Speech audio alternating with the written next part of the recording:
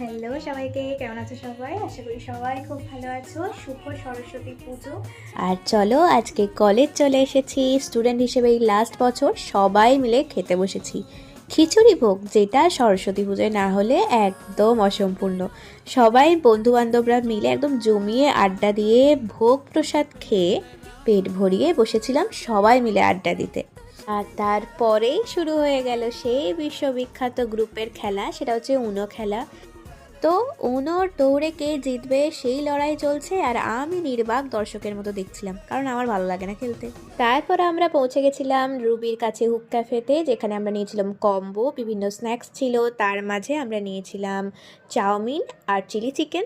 তো খাওয়া দাওয়া কমপ্লিট করে বাড়ি যাওয়ার পথে এই প্রতিমা দর্শন করলাম, কি মিষ্টি হয়েছে মায়ের মুখটা দেখো।